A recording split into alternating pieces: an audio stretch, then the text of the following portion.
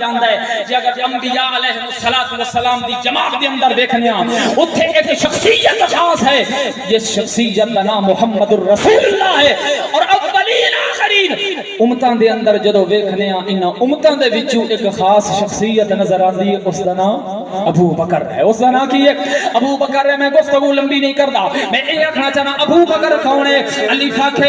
کے امیر المومنین صدیق، باکھے خلیفہ بلا فصل،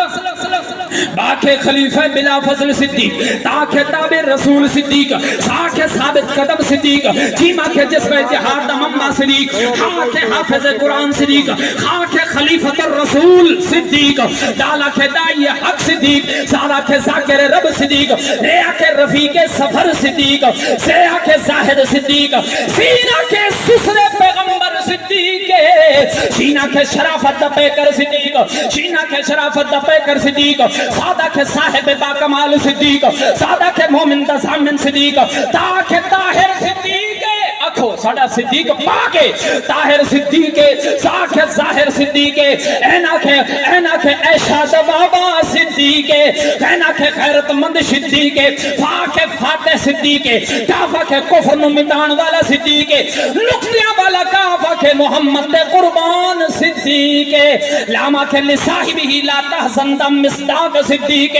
ووا کے ولیاں دا امام صدیق، نونا کے نقش بندی دا بنیاد صدیق، ووا کے والا ولیاں دا امام صدیق، ہاں کے ہادی صدیق، یا کے یہودیت نسل نو مٹان والا میرا امام صدیق۔ ایمان والے ہو، پھر میں کیوں نہ کہہ دے وہاں کہ مدنی دے بعد رہبر صدیق مننا پاسی، ہجرت والی رات میں تصورات دی دنیا دے اندر ویکھاں تے ایہ تاریخاں پر صدیق محبوب دے نال مدینہ دا سفر جاری ہے۔ اے کون صدیق ہے؟ جنوں محبوب امانتاں دے وے